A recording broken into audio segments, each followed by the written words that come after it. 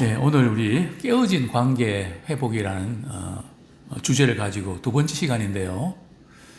어제 이어서 이제 오늘은 우리 바람직한 관계를 향해 나가려면 이란 제목으로 은혜를 받았으면 좋겠습니다. 우리 성경 본문은 우리 히브리서 12장 우리 1절, 2절입니다. 제가 목회하면서 이렇게 늘 겪게 되는 것은 하나님이 나를 사랑하신다 하는 사실은 너무나 잘 알고 있는데, 근데 문제는 뭔가 하면 내가 내 자신을 사랑하지 못한다는 겁니다. 그래서 문제들이 많이 발생하는, 하나님은 분명히 나를 사랑하는데 내가 나를 사랑하지 못하면 어떤 문제가 생긴가 하면 말씀을 들을 때마다 비참해집니다. 그죠? 하나님의 그 사랑의 관점에서 보면 내가 사랑받고 있으니까 용서도 되고 또 사랑을 받고 있으니까 말씀에 순종하고 싶고 그게 되거든요. 근데 내가 스스로 내 자신을 사랑 못하니까 그게 안 되는 겁니다. 이전에 아마 몇 번 말씀을 드린 적이 있는데요. 제가 이제 신학교 강의를 이렇게 할 때 어떤 자매가 목사님 방언 통변 해줄 수 있으세요? 그래서 나는 그 방언 통변 같은 건 못하고 그냥 상담은 해줄 수 있다. 그냥 마음에 있는 이들 이렇게 좀 답답한 것들 있으면 나한테 이야기하면 내가 도움을 줄 수 있으면 좋겠다. 그 자매가 이런 이야기 하는 거죠. 교수님, 저는 매주일 제가 다니는 교회 목사님 정말 말씀 중심에 설교할 때 얼마나 많은 은혜를 받는지 모릅니다. 그리고 말씀 이렇게 받고 회개와 결단 기도 드리면서 그리고 집으로 돌아가는데 하루만 지나면 자꾸 자기 자신이 비참해진다는 겁니다. 그리고 이제는 말씀을 듣는 게 겁이 난다는 거죠. 말씀 지키지도 못하고 자꾸 듣기만 들어가고 부담도 되고 어떤 때는 듣기가 싫다는 거죠. 그러면서 들으면 은혜가 되는데, 목사님 뭐가 문제입니까? 제 문제를 좀 가르쳐 주십시오. 내가 한 두 가지만 물어볼게. 하나님이 너를 사랑하신다는 사실을 정말 믿니? 정말 믿는데요. 하나님이 나를 사랑하신다는 걸 정말 믿는다고. 내가 두 번째 질문을 할게. 너가 너 자신을 사랑할 수 있니? 사랑하고 있니? 그럴 때 막 우는 거예요. 제가 저 자신을 사랑을 못했네요. 왜 못하는가? 말씀도 제대로 못 지키고 그대로 살지도 못하고 내가 신앙생활을 얼마나 오랫동안 했는데 그래서 자꾸 비참해진다는 거죠. 바로 거기에 문제가 있어. 하나님 너를 사랑하는데 너 자신이 너를 사랑하지 못해. 성경에 보면 내 이웃을 내 몸같이 사랑하라 그랬는데 그것은 자기 자신을 사랑하지 말라는 게 아니고 자기 자신을 사랑하지 않은 사람이 어디 있겠어요. 안 믿는 사람들은 끔찍이 사랑하고 자기밖에 모르잖아요. 근데 자기를 사랑 못하니까 다른 사람을 사랑할 수 없습니다. 그러니까 이렇게 눈에 보이는 게 못마땅하게 자꾸 들어온단 말이에요. 그래서 제가 늘 말씀드리잖아요. 요즘 뭐가 보이십니까? 뭐가 들어옵니까? 사랑의 눈으로 보게 되면 그것이 다 용납이 되고 여유가 생기거든요. 그러나 사랑의 눈으로 바라보지 않으면 답답해. 저것밖에 못하나 막 이러면서 말이죠. 속상하고 이런 자꾸 걸린단 말이죠. 근데 이런 문제들이 어디서부터 발생을 했을까요? 그것은 바로 가정에서부터 문제가 발생한 겁니다. 톨스토이가 이런 이야기를 했죠. 행복한 가정은 모두 비슷하고 불행한 가정은 제각각의 이유로 불행하다는 거죠. 행복한 가정은 나름대로 비슷합니다. 하나님의 사랑을 받고 서로 사랑을 나누면 거의 비슷하거든요. 근데 불행한 가정은 저마다 자기들의 이유가 있는 거죠. 이래서 누구 때문에 내가 이렇게 불행하고 정말 그것만 잘 되면 나는 행복할 텐데 이래서 그렇다. 제각기 이유가 있다는 거죠. 그렇습니다. 이것은 누구도 피할 수 없는데요. 누구에게나 상처가 있는데 그것이 어디서부터 왔는가? 그죠? 우리가 예수 믿는다고 그 상처가 그냥 회복되는 건 아닙니다. 우리의 죄의 근원은 우리 해결되지만 그런 어떤 자라나면서 부모로부터 받았던 육체적, 정신적인 또 정서적인 그런 유산들은 그대로 우리가 남아있거든요. 어제 그런 말씀 드리지 않았습니까? 우리 용서해도 분노는 남아있다고요. 그죠? 그처럼 이런 우리의 태도, 기대, 불안, 두려움, 자만, 문제 해결 능력 이 모든 것이 부모로부터 물려받은 것입니다. 그러니까 부모가 자녀들한테 말이죠. 말 한마디, 표정, 눈빛, 모든 것들 그 모든 것들을 아이들은 다 이제 스펀지처럼 입력을 한단 말이죠. 그러면서 자아가 형성되거든. 나는 이런 사람이야. 그죠? 대단히 중요합니다. 이게 다 쌓여서 말이죠. 자녀들에게 그대로 이제 물려지게 되는 것이죠. 자, 그러면 어쨌든 이런 우리 자신의 모습들을 바라보면서 이런 아픔과 상처가 있고 문제가 있는데 어떻게 하면 바람직한 관계로 나아갈 수 있을까요? 자, 첫 번째로 무겁고 얼리매기 쉬운 것들을 벗어버려야 됩니다. 우리 히브리서 12장 1절, 2절 말씀 같이 한번 읽겠습니다. 시작. 이러므로 우리에게 구름같이 둘러싼 허다한 정인들이 있으니 모든 무거운 것과 얼리매기 쉬운 죄를 벗어버리고 인내로서 우리 앞에 당한 경주를 하며 믿음의 주여 또 온전하게 하시는 이인 예수를 바라보자. 그는 그 앞에 있는 기쁨을 위하여 십자가를 참으사 부끄러움을 개의치 아니하시더니 하나님 보좌 우편에 앉으셨느니라. 우리 모두가 부모에게서 물려받은 것이 있다면 그것이 유산일 수도 있고요. 어떤 점에서 우리에게 많은 부담과 아픔을 주는 짐일 수도 있습니다. 우리가 살아가면서 그것 때문에 많이 무겁고 힘들고 그것 때문에 자꾸 얽매이는 그게 이제 컴플렉스가 될 수 있단 말이죠. 그런 것들이 우리에게 다 있는데요. 그 짐이 하나님과 우리 사이도 가로막고 있습니다. 왜냐하면 신앙은 말이죠. 관계거든요. 하나님과의 관계, 서로와의 관계, 자신과의 관계. 여기서 어느 한 통로가 막히면 안 되거든요. 이게 딱 뚫려야 됩니다. 제가 지금 이제 심혈관이 막혀서 지금 몇 년째 지금 약을 복용을 하고 있는데요. 막힌 부분들을 또 희석시켜서 이렇게 잘 혈액이 순환될 수 있도록 이렇게 돕는 역할이죠. 그죠? 그게 안 되면 또 이제 인공심장 그걸 넣어갖고 말이죠. 이렇게 시술을 한다 그러는데요. 어쨌든 이 관계도 막히게 되면 기도가 막히고요. 은혜가 막히고요. 관계가 막히고요. 그죠? 심혈관 못지않게 이 관계도 이렇게 막힌데 그게 바로 우리가 자라오면서 겪어야만 했던 감정, 언어, 그 모든 것들이 이제 복합적으로 이렇게 얽혀서 이렇게 우리를 무겁게 하고 힘들게 하는데요. 성경은 말씀합니다. 그 실체는 뭔가 하면 죄다. 그래서 우리가 우리를 무겁게 하고 얼리매기 쉬운 게 자꾸 거기 걸려서 이렇게 막히는 그런 부분들을 벗어버리자. 사실 이것을 우리 히브리서 1장은 무겁고 얼매기 쉬운 걸 벗어버리라 했지만 이것이 쉬운 게 아닙니다. 자, 그러면서 이렇게 말씀하고 있죠.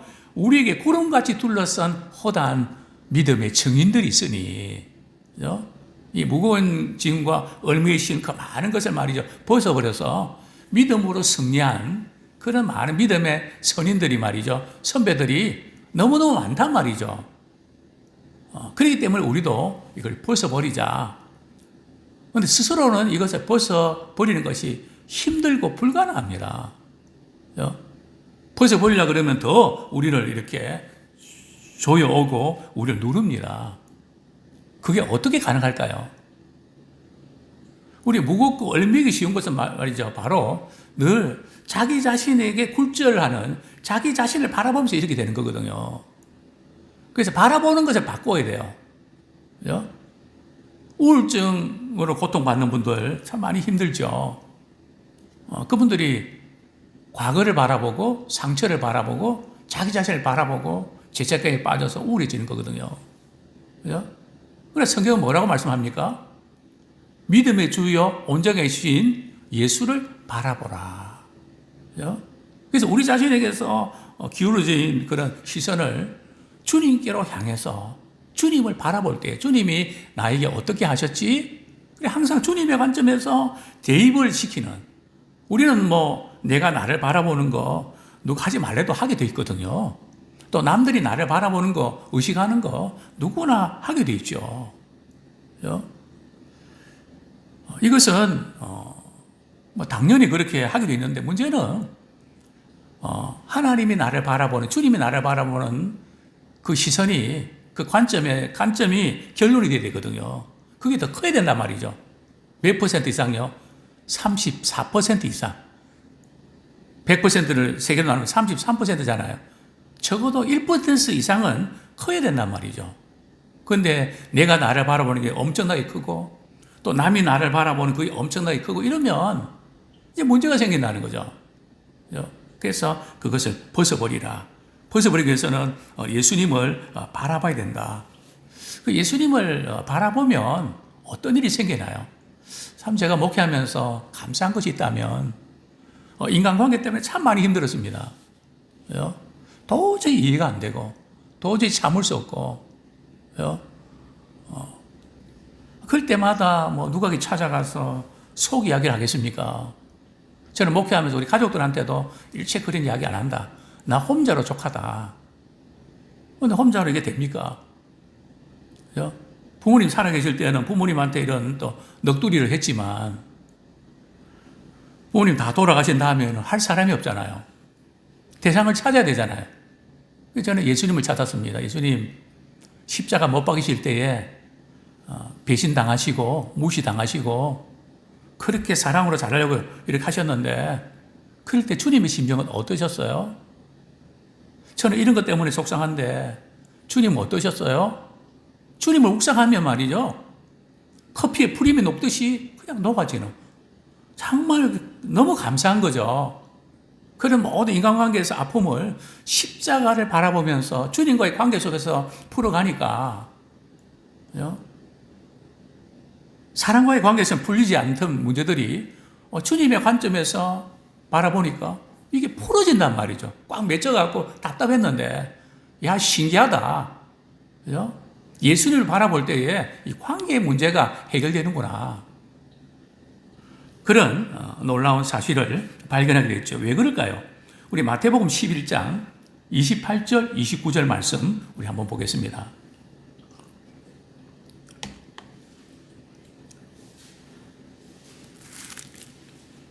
마태복음 11장 28절, 29절 시작. 수고하고 무거운 짐진 자들아, 다 내게로 오라. 내가 너희를 쉬게 하리라.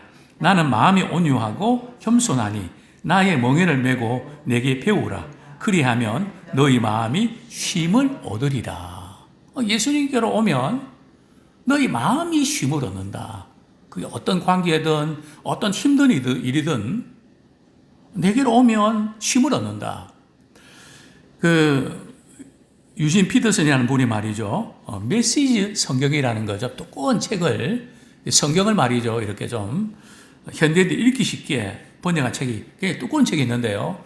그 번역을 제가 이렇게 마태복음 11장 28절부터 30절까지 제가 읽어드리겠습니다. 피곤에 지쳤느냐? 기진맥진하느냐? 종교 때문에 완전히 소진되었느냐? 나에게로 오라. 나와 함께할 때 너의 삶을 발견할 것이다. 내가 어떻게 진정한 쉼을 누릴 수 있는지 보여주겠다. 나와 함께 걷고 나와 함께 일하면서 내가 어떻게 하는지 지켜보아라. 자발적인 은혜의 흐름을 배우라. 나는 너희 위에 무섭거나 적합하지 않은 짐을 지우지 않는다. 나와 교제하면 너희는 자유롭고 가볍게 사는 것을 배울 것이다. 이렇게 번역했는데 참 도전을 주는 그런 메시지입니다. 자, 두 번째로 다루고 싶은 부분들은 이렇게 파워포인트를 하나 이렇게 올린 것은 말이죠. 부모 인생 자녀에게 대물림 된다. 그죠? 내 대해서 끝나는 게 아니고 자녀한테 말이죠. 손주들까지도 그게 대물림 되는 이런 그 고리를 끊어야 됩니다. 은혜 안에서는 이 가능하죠. 자, 두 번째로 용서와 치유의 은혜를 경험해야 됩니다. 우리가 이렇게 구원이라는 것이 죄 사함 받는 거잖아요. 그러면 주님으로부터 우리의 죄가 용서받는 거잖아요. 그 주님의 용서를 뜨겁게 체험하게 되면 또 주님을 통해서 우리가 치유가 이렇게 되면 우리를 통해서 이런 용서와 치유의 역사가 나타납니다. 그래서 우리는 주님을 통해서 용서와 치유의 은혜를 경험하기를 소원합니다. 우리에게는 두 가지가 우리 마음에 자리 잡고 있습니다. 어떤 사람은 분노와 불만이 그리고 공격성이 말이죠. 자리를 잡고 있어서 누가 조금만 건드리면 폭발합니다. 그죠? 뭐 그냥 참을 수가 없이 이렇게 폭발하는데요. 이런 것을 품고 있는 사람들은 사실 하나님과 멀리 떨어져 있다고 해도 과언이 아닙니다. 또 반면에 우리가 다른 사람을 용서하면 우리는 진정한 하나님의 사람이 되는 것이죠. 우리 하나님이 사랑이잖아요. 그 하나님의 사랑이라는 의미 속에는 사랑으로 용서한다는 의미거든요. 우리의 죄를 동이 서에서 문 것처럼 우리를 용서해 주신다. 그래서 우리 믿음 생활 하게 되면 잘 돼야 될 부분들이 용서가 잘 돼야 돼요. 근데 간혹 어떤 부분들은 용서가 안 된다. 저도 목회하면서 교회 안에서의 갈등, 그것 때문에 이제 본의 아니게 그렇게 오랫동안 신앙생활하면서 미워하게 되고 심지어는 빨리 죽었으면 좋겠다. 그죠? 참 얼마나 가슴 아픈 관계입니까? 주님 피로 사신 교회에서 만나서 수십 년간 신앙생활 같이 했는데 어쩌다가 말이죠. 그래서 제가 부탁을 했습니다. 그분이 한 일에 대해서 용서가 안 되지만 주님은 우리에게 용서하라고 말씀하지 않습니까? 왜냐하면 그 사람 때문이 아니라 내 자신을 위해서 용서하셔야 돼요. 그래도 하셔야 돼요. 목사님 추워도 용서 못해요. 추워도 용서 못해요. 나중에 돌아가실 때 3일 동안 말이죠. 그 죄를 용서하게 만드시는, 그죠? 이렇게 그 죄를 회개하도록 만드시는 그걸 제가 바라보면서 참 마음이 찡했는데요. 자, 어쨌든 하나님의 사랑의 눈으로 보면 하나님이 나를 어떻게 대주는지 보면 용서가 되거든요. 그 사람이 나한테 어떻게 했는지, 내가 그 사람이 어떻게 했는지 보면 용서가 안 돼요. 당연히 안 되죠. 그래서 용서와 치유 은혜를 먼저 우리가 경험해야 됩니다. 만약에 우리가 말이죠, 하나님께서 받은 만큼의 사랑을 다른 사람 베풀지 않는다면 하나님께도 받아야 될 만큼의 사랑을 우리가 받지 못하고 있는 겁니다. 그죠? 그 세계를 경험하지 못하는 거죠. 우리가 살면서 해야 될 일은 말이죠, 하나님의 사랑에 매개체가 되는 겁니다. 우리 교회 와서 늘 말씀드리지 않습니까? 오늘도 하나님 교회 가서 주님의 사랑이 필요한 사람 만나게 해주시고 따뜻하게 한마디 하고 격려하고 위로하고 사랑의 도구로 써주십시오. 누가 인정받고 사랑받는 게 문제가 아니라 어떻게 하면 하나님의 사랑이 우리 속에 부음받았는데 그 사랑을 누구에게 나눌까? 그죠? 우리 자녀들에게 나누고 손주들에게 나누고 성도들에게 나누고 만나는 사람에게 나누고. 그죠? 저는 관공서나 이런 데 가서 또 이렇게 마켓이나 이런 데 어떤 분들은 참 성격이나 표정이 밝은 분들이 있습니다. 그러면 제가 그냥 지나치지 않고 이렇게 하시는데 너무 성격이 좋으시고 참 이렇게 친절하게 해주셔서 참 이렇게 감동이 되고 너무 좋다고. 돈 안 들잖아요. 그죠? 너무너무 귀한 분도 있으면 한마디 이렇게 격려해주고 싶잖아요. 그죠? 왜냐면 우리는 그것이 물질이든 은사든 다 어떤 것이든 하나님 사랑을 받은 자로서 그걸 어떻게 흘려보낼까? 그죠? 그건 자연스러운 거 아니겠습니까? 무슨 이렇게 하라고 했기 때문에 하는 게 아니라 물 흐르듯이 말이죠. 하나님 사랑이 흘러가는 그런 우리는 사랑의 매개체가 되는 것이죠. 그래서 이런 말씀을 드린 적이 있습니다. 우리는 하나님의 사랑의 종착지가 아니라 뭐라고요? 정거장이라. 그죠? 분노와 사랑은 이웃이라는 거 아시죠? 그죠? 이웃 사촌입니다.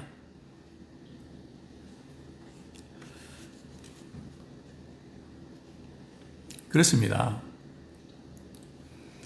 용서가 안 될 때는 우리가 어떻게 될까? 참 그럴 때가 있죠. 우리 스스로 이렇게 용서 안 된다고 좌절하지 마십시오. 용서는 그렇게 되는 게 아니고요. 주님이 나를 어떻게 용서해 주셨는가 묵상하고 주님의 용서로 이제 가까운 사람들 그렇게 대하고 그래서 나 때문에 혹시 그 사람이 마음에 무거운 짐과 또 힘든 일이 있다면 우리가 털어줘야 돼요. 그래 한번 내가 그렇게 정신 좀 차려봐라. 한번 골탕 좀 먹어봐라. 그게 아니고요. 그것 때문에 마음에 무거운 짐을 지고 있다면 내가 풀어주는 그것이 사랑이죠. 자, 세 번째로 우리가 다루고 싶은 것은 하나님의 사랑으로 관계를 해보게 됩니다. 제가 어제도 우리 삼각관계, 이것은 다른 안 좋은 관계가 아니라 하나님과의 나와의 그런 관계, 또 예수님의 십자가 사건을 통해서 하나님이 나를 어떻게 사랑해 주셨는가, 여기에 우리가 눈을 돌리지 아니하면 답이 없습니다. 우리 하나님은 우리의 연약함을 잘 아십니다. 근데 하나님의 관심사는 말이죠. 우리가 잘못하는 것에 대해서 관심을 두고 계실까요? 우리의 연약함에 관심을 두고 계실까요? 만약 그렇다면 제 자신도 말이죠. 우리 모두가 우리 자신의 우리 자신에 대해서 하나님이 사랑하실 수 없는 이유, 내가 나를 사랑하지 못하는 이유는 말이죠. 내가 나를 바라볼 때 문제가 많다는 거거든요. 사랑받을 만한 자격이나 이런 게 없다는 거죠. 그래서 하나님은 나를 사랑하시지만은 내가 나를 사랑하지 못하는 거거든요.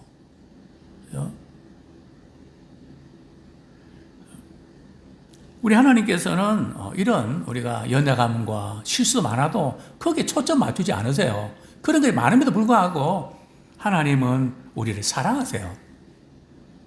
거기서부터 출발하셔야 됩니다.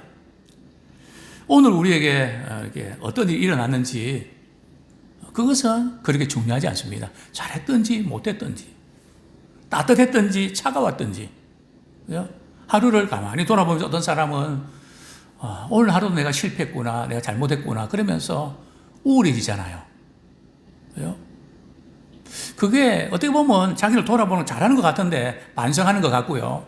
그러나 그것이 돌아보는 것은 필요한데 거기다 초점을 맞추면 문제가 생긴다는 거죠. 왜냐하면 자꾸 우리는 하나님의 사랑을 받을 만한 자격을 나에게서 뭔가 자꾸 내놓으려고 그런단 말이죠. 근데 그게 안 되니까 하나님은 사랑하지만 내가 나를 사랑하지 못한 데서 답답하고 힘든 거죠. 근데 그러면서 하나님이 우리를 조건 없이 사랑하시잖아요. 이거 잘해야 내가 기도 많이 해야 사랑하고, 하나님 기뻐하시는 많이 해야 더 사랑하고, 그런 거 아니거든요. 우리에게서 뭔가 이렇게 하나님의 사랑을 따내는 게 아니란 말이죠. 근데 우리는 자꾸 우리 쪽에서 뭔가 그래야 사랑받을 만한 자격이 있고, 그렇지 않으면 사랑받을 자격도 없고, 그게 자꾸 우리의 기준을 우리 자신에게 찾는데 그게 아닙니다. 그럴 때마다 하나님 우리를 무조건적으로 사랑해 주시고 우리 속담에 있지 않습니까? 미운 자식인데 뭐 하나 더 준다고요? 떡 하나 더 준다고. 우리 하나님 무조건적으로 사랑하시는데 왜 우리는 자꾸 조건적으로 하나님 사랑을 따내려고 그럽니까? 그러니까 용서가 안 되고 나는 이렇게 따냈는데 너는 왜 이러냐 이렇게 되는 거거든요. 그렇습니다. 매일 밤 우리 하나님은 당신을 사랑스러운 눈으로 바라보시면서 하나님과 함께 시작하는 당신을 보면서 가슴 벅차 기뻐하십니다. 우리는 항상 자신의 모습만 바라보고 그 안에 빠져들다가 우울증이나 자기 학대로 치닫으면 안 됩니다. 첫 번째로 우리가 다루고 싶은 것은 하나님은 아무 조건 없는 사랑으로 우리를 초대하신다는 거. 항상 거기서부터 출발하셔야 됩니다. 죄책감은 자꾸 우리는 조건 없는 사랑이 아니라 조건적인 사랑에 이렇게 기반을 두기 때문에 이제 그런 생각을 하게 되는 것이죠. 물론 조건 없는 사랑이라고 해서 무조건적인 사랑이라고 해서 아무렇게 해도 된다는 것은 아닙니다. 그러나 문제는 우리가 그것을 하는 우리 동기가 뭔가 그것을 이제 물어봐야 되죠. 그렇습니다. 먼저 하나님과의 관계를 해보게 되는데요. 우리 하나님께서는 우리의 과거의 자신을 받아들이기를 원하십니다. 그런데 어떤 분은 내가 나를 못 받아들이는 거죠. 하나님은 우리를 받아주시는데 내가 안 되는 거죠. 그 교만입니다. 과거의 우리 어떤 부정적인 모습 그런 부분들까지도 우리 하나님의 사랑의 눈으로 우리 하나님이 우리를 받아주신 것처럼 우리는 그대로 받는 믿음의 사람 되기 원합니다. 과거에 또한 어떤 잘못을 했고 어떤 것 때문에 틀어졌는지 거기에 대해서도 우리는 잘못한 것을 자복하고 용서를 구하고 그걸 원하십니다. 어제도 말씀드렸지만은 우리 하나님께 우리 해야 될 일과 사람에게 해야 될 일을 구분 못하면 안 돼요. 사람에게도 해야 될 일은 해야 됩니다. 저도 수년 전에 우리 아이들한테 좀 마음을 아프게 했던 그런 이야기, 뭐 서로 가족들 또 부모와 자녀 사이에 다 용서가 되고 푸른 줄 알았는데 가만히 이야기 들어보니까 안 풀렸더라고요. 꽤 오래됐는데 어른이 됐는데 그래서 제가 그 부분을 용서라고 이야기했습니다. 아빠가 이렇게 했는데 나 말 안 해도 다 용서가 될 줄 알았는데 너가 그때 많이 아파했구나. 아빠 그것 때문에 했던 거 미안해. 용서해 주면 좋겠다. 앞으로 잘할게. 그럴 때 눈물이 글썽하더라고요.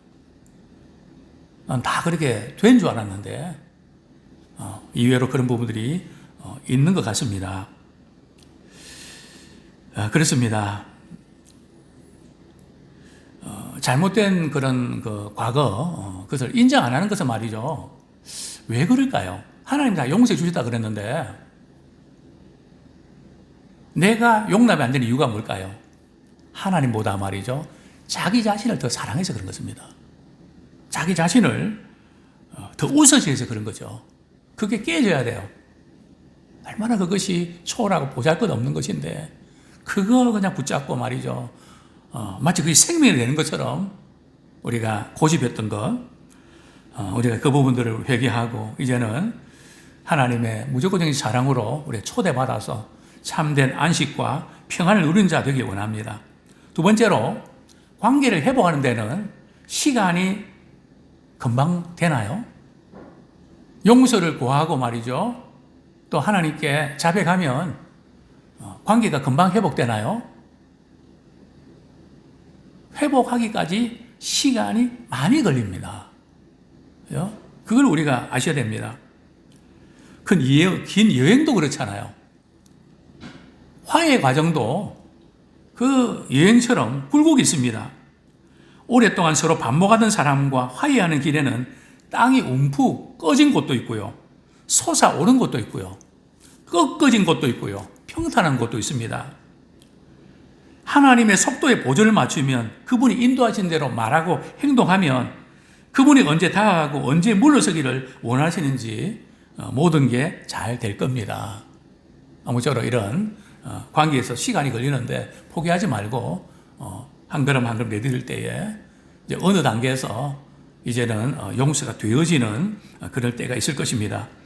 마지막으로 관계를 회복하려면 사랑하고 베풀어야 됩니다. 누가 잘못했다고 잘못을 이렇게 용서해달라고 기다리지 말고 먼저 베푸십시오. 우리는 먼저 말씀을 우리가 알고 주님의 은혜를 잘 알잖아요. 아는 사람이 먼저 해야 됩니다.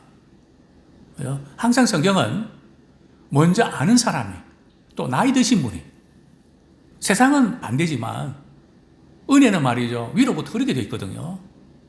먼저 그렇게 해야 됩니다. 그게 당자의 비유 아닙니까?